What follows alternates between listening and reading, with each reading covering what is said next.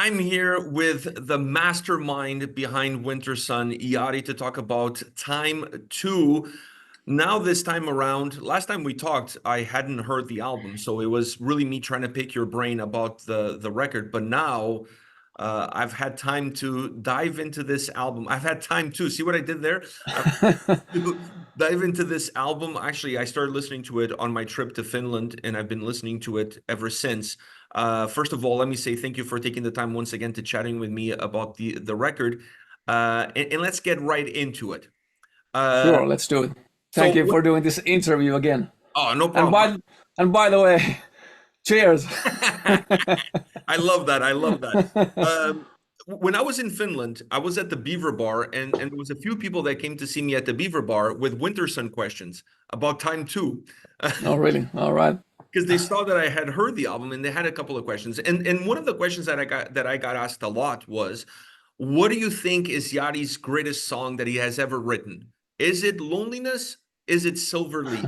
So I have my answer, which I can share with you, but I want to ask you that question. What do you think is the greatest song have you ever written?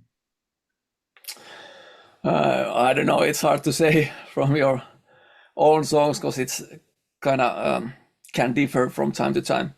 See what I did there. I don't know. Silver Leaves is like one of the best, I would say, for me. Just the feeling and the kind of exotic Asian feeling. I really love that vibe and that kind of atmosphere and that universe. But it's always, the best song is always what's in the works. There's still gonna be better songs. There's going to be better songs to come. Yeah, for sure. So listening to this album, I love the way you structured the record, and I love the way that you included those instrumental tracks as the opening track, and then before Storm, you have another instrumental track there. How do you view those songs? Do you view them as introductory tracks that lead you into a much bigger song, or in your mind, they are their own songs with their own place? I would say, for example, the Ominous Clouds, it's not really a song. I would say it's an interlude. And but for Fields of Snow, the intro, I would say it's a song, like an instrumental song. And I really love that song. And I wanted to create these more softer ambient parts because the songs are very layered, full of stuff, a lot of tracks and a lot of blast beats and heavy metal. So it's kind of for your ears it can be tough to listen, like especially if you listen both Time 1 and 2 albums back to back, like over 80 minutes of that material. So it can be tiring for the ears. So that's why I wanted to create some of these more calm parts. So yeah, that's why. Ominous Clouds, in my opinion, works great on its own. First of all, that guitar playing on that track. How long did it take you to do that? It wasn't that long actually. Some of the samples in the background, the thunder and the rain, and arranging those perfectly. That's maybe even more difficult than the guitar playing and all the the synth tracks and stuff like that. But I don't know. I was playing a lot of Marty Friedman during that time, and you can probably hear the influence. And yeah, but I've always played like a lot of that style, and I'm always playing solos when I pick up the guitar. So it kind of came naturally. It was just in the past I've done a lot of that. Like you just put like an ambient, like a drone note, and then you just improvise on top of it, and it's just fun to me. But on the track, I wanted to add a little more chords and make it more melodic, and then lead to the next song. Which, by the way, you do a marvelous job leading to Storm. Like that interlude really feels like an intro. It really feels part of Storm. I think you get a lot more out of Storm when you listen to Ominous Clouds. When you listen to them together, everything feels more complete, if you will. And the transition of that rain, thunder background from one to the next, and even a little bit into Silver Clouds, Silver Leaves, I thought was really well done. It really merges those three closing tracks almost as one single continuous song. Yeah, thanks. That was always the purpose, to create a lot of these dynamics and then create this big contrast between the second last song and the last song, which was already like a little bit in the first album with Beautiful Death and Sadness and Hate. And then actually the Forest Seasons was kind of influenced by Time 2. So on the Forest Seasons, I also created this contrast with eternal darkness and loneliness.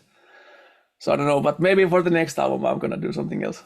You don't want to keep repeating yourself. The first thing that I noticed, obviously, when you listen to Time 1, you start to see some of those.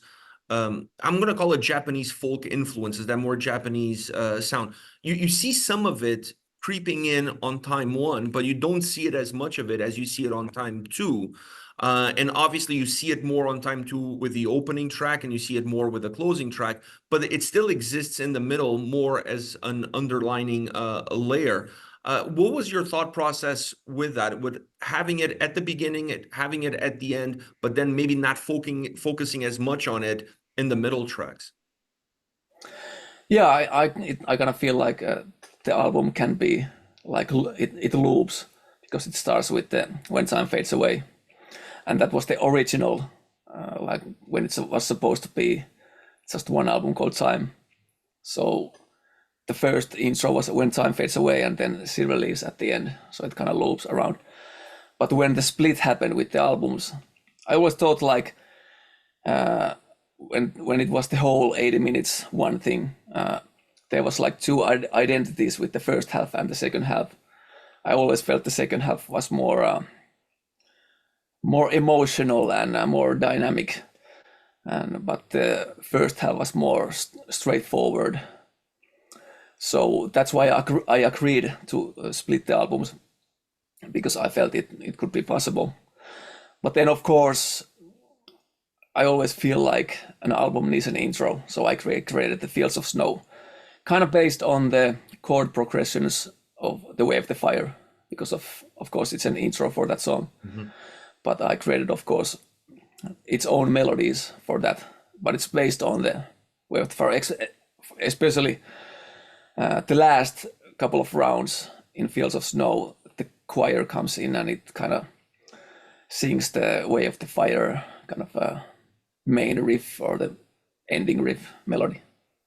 And by the way, The Way of the Fire on the record is 1,000 times better than that video that I saw years and years ago, you guys playing at 70,000 tons. Yeah, thanks. It's yeah, it's nice to hear it finally, like how I always wanted to sound. It's a massive track. Yeah, it's pretty fully packed with different stuff and 2 guitar solos and a lot of layers, a lot of different parts, goes to different places. To me, The Way of the Fire and Silver Leaves are the 2 biggest songs that this record has. Do you see it the same way? Yeah, I think so. But for me, I think the Fields of Snow is what I kind of enjoy the most at the moment. I think it's the most fresh for me. And also Silver Leaves. I just kind of I really love that kind of Asian melody style, and that melody style was the thing that I wanted to really explore with these 2 albums. Funny enough, when I was listening to Silver Leaves and you're singing, sometimes I swear to God, you were singing in Japanese. Did you do something to change, to go to not morph your voice, but to line up your voice a little bit more with that same sonic theme that the song has? Yeah, there's some like little phrasing with the notes that is more of that exploring of that Asian melody style. And of course, a lot of the guitar melodies are that style. And there's few parts where I sang the exact same melody as the guitar. But then I added like little things here and there, like these, I don't know what to call them, phrasing, I guess, to make it be in that kind of exotic Asian world. Yeah, it delivers, because I had to listen to the song first time. I had to go back and it's like, is he singing in Japanese? Holy shit! Like that's a whole new. You've unlocked a whole new level. Like you're taking it Well, to a whole new level. actually, the last verse I kind of wanted, because the melody is really like Japanese or Chinese, and I really wanted to have like a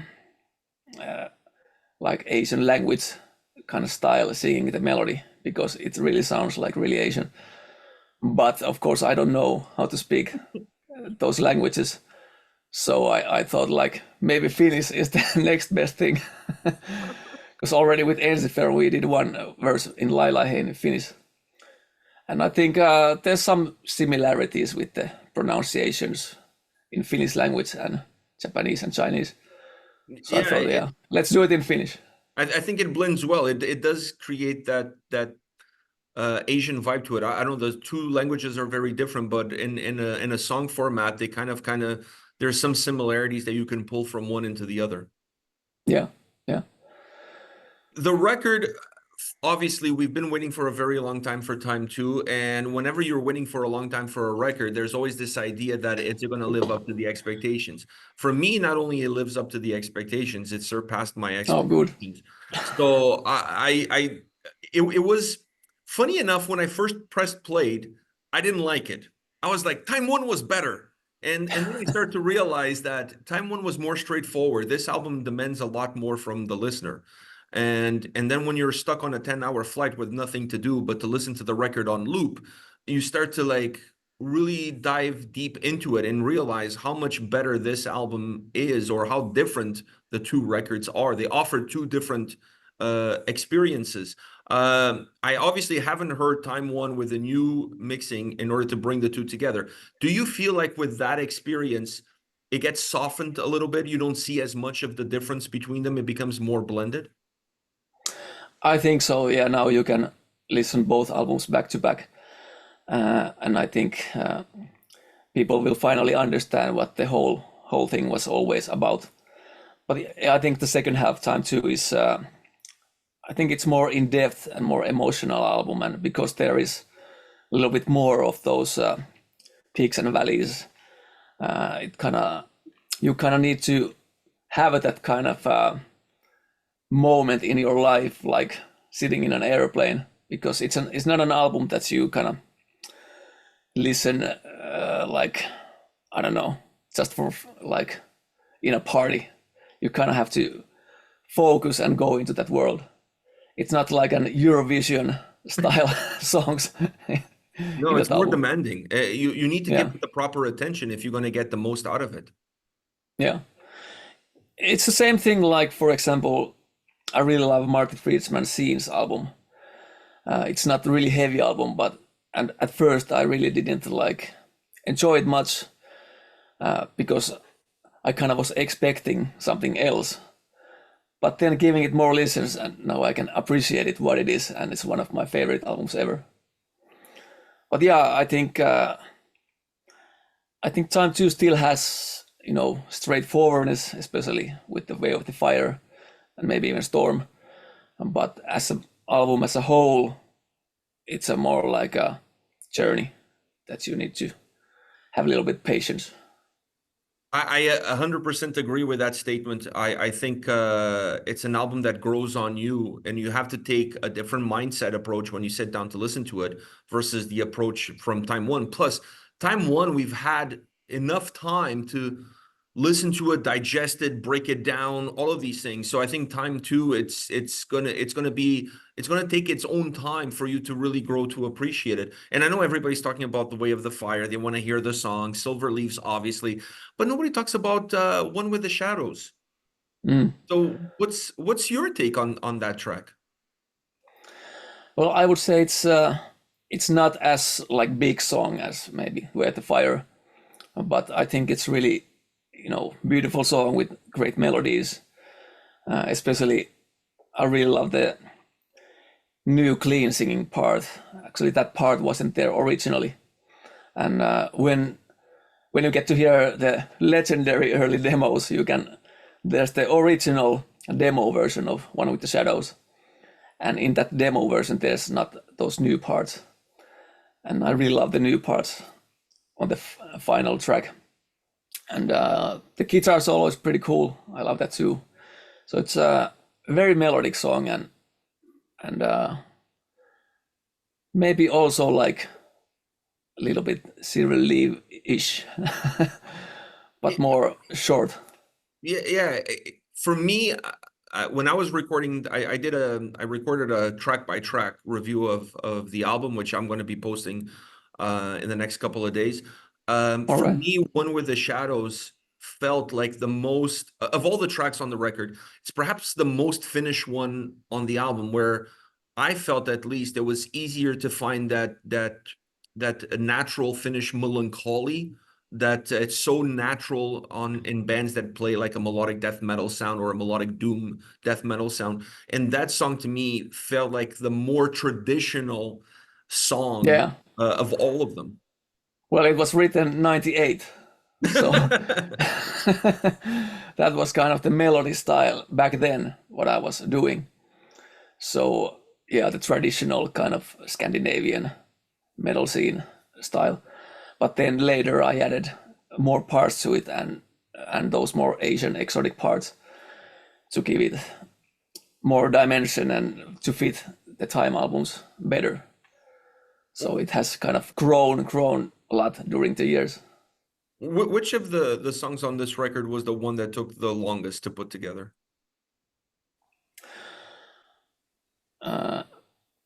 Well, Silver Leaves, Storm, and The Way of the Fire, One of the Shadows, because it's the shortest and least amount of tracks, so that was the easiest one. But all the three others were, both are big songs. I mean, the three are big songs, so those took a lot. Wow. Because listening to them, I cannot even imagine how you put all of this together. In true Wintersun fashion, I feel like I'm being pulled in all different directions. So much texture, so much layers. I can only imagine. When you were talking about the computer not being able to handle it, I'm not even sure if my ears were able to handle all of it. There's so many intricacies, and I feel like every time you listen to these tracks, you're rediscovering a little piece of the song that you didn't perhaps notice before. Yeah, that's true, because I've heard from someone, I don't remember where, but human can like focus when they're listening to music. They can focus only three things at the same time. Of course, it shifts what your focus is, what those three things are. So that's why you can, with every listen, to find new details here and there, because there's so many layers and so many details going on at the same time with every riff. And with every riff, there's like a different orchestration palette and different synth sounds and samples. So there's a lot to discover, I think. Yeah, a lot to discover. Now that the date for the release is getting closer and closer, the wait from fans is becoming shorter and shorter. How do you feel? Like, is this like finally this monkey is off of your back? You don't have to hear about jokes about Time 2 anymore. Like, what's your thought process now that that date is looming? Yeah, I don't know. It kind of feels weird that it's almost over. The torture is almost over. But at the same time, it feels really good that I can finally move on and focus on the new stuff that I have in the works. So I'm really excited about the new stuff. But yeah, it's still a few days to go, and let's do it. Let's go to the finish line. Yeah, listen, we're almost there. I mean, I think you did a phenomenal job with the Time package. The way you put it all together, what you're offering, what fans are going to have accessible to them. They're going to have Wintersun music to listen to for a very long time without complaining about new material. So I think you build yourself a nice buffer. Yeah, that was the plan, and also because we're not gonna go on tour for Time 2, so I hope I'm gonna get a little bit of this like silent, so no one's breathing down my neck, so I can finish the next album in peace. Yeah, I think that's necessary. I think you're definitely going to have that time now that this one is coming out, and we're almost there. And you didn't really do, at least I haven't seen anything, or nobody's mentioned to me anything about music videos or anything like that. So are you holding everything together until the release day so that everybody can experience the album on that day together? Yeah, that was the plan. There was some plans for to make a music video for or a visualizer for The Way of the Fire, but I wasn't really happy with that. Like, I feel like if you're gonna do a music video for these songs, you gotta do it really well and have some budget to work with. And I don't feel like these cheap budget visualizers would have been a good idea. So I only wanted to do the music video if there would have been like a bigger budget, but there wasn't. So I thought it's best that people get to have the full album experience, and so no single release, and people get to hear the album as a whole from start to finish, because that's how it was like originally planned, and because the songs flow together and it's like a whole one thing. Are you going to release some of the tracks or maybe all of the tracks on your YouTube channel once the album is out? Yeah, I'll probably put out like lyric videos because it's gonna be on YouTube anyway. So probably best to put it on my channel Yeah, yeah. I mean, before anyone else gets. I mean, the reason I'm asking is because like we want to do Winter Sundays after the album comes out. So we need the material on YouTube in order for us to do it. That's why I'm asking. But now you can do a reaction. Yeah, yeah. Well, it'll be less of a reaction, will be more of a review, because even though I Yeah. heard the album many times, my son hasn't heard it yet. So we can still Oh, that's cool. we can still do the videos where he gets that first impression of listening to the song for the first time, while for All me, right. it's more me picking his brain about what he thinks of the song. So that's kind of the approach. This is the agreement that we came to, where I got to listen to it so I can do the album review, but then we can still do Winter Sunday so that he can discover this Yeah. in the same fashion that we discover the rest of the discography. Yeah, I got you. That's a good plan. Yeah, yeah. Yeah, I try to put them as soon as possible onto my channel. I haven't just figured out what kind of lyric videos I would do. Maybe similar, really simple than with I did with the Forest Seasons. But there's some technology, AI technology, how I can like maybe put the photos moving somehow. Maybe have some visualization, but we'll see if it can be looped or something. I don't know. Well, I'm excited about that prospect. I mean, like I said, we need you to do your thing so that we can do ours. So I'll be patiently waiting for you to post something. Jari, I just want to say thank you for taking the time to talk to me. We had talked before the album came out during the time when you were promoting the Time 2 package. Yeah. This was nice to kind of ask you a couple of questions that I had when I was listening to the record. Well, I'm glad you liked the record, so No, that means a lot. I'm not gonna lie, I was concerned because there was so much hype, so much Yeah. anticipation. Is this gonna deliver? Wow, it delivers. It is what I think all the fans have been waiting for, and I think it's gonna meet everybody's expectations or surpass it. Yeah, the expectations are crazy. So, Yeah, for me, this little bit worried, but we'll see. I don't like if anybody complains about this record, they need to go to the doctor and check their ears out, because you did a phenomenal job putting this album together, and I think it really finishes off the saga. And now for me, what is left is to listen to Time 1 and Time 2 in sequence. That is what it's Yeah. left for me to do, because I think the album will sound better if you have that complete experience. Yeah, for sure. I'm really excited about the Time 1 2.0 as well. It's kicking ass, and finally get to have those both albums the way it was always meant to be. So that feels good. I'm excited for you. I'm excited for all the fans that are finally going to get to hear this in a couple of weeks. Once again, Jari, thank you very much for your time. Always a pleasure talking to you. Maybe we'll see each other in Finland next time I come by. I'm planning on coming back next year, so I'll shoot you a message. Sure, man. Yeah, Take care. let's do it. Take care, man.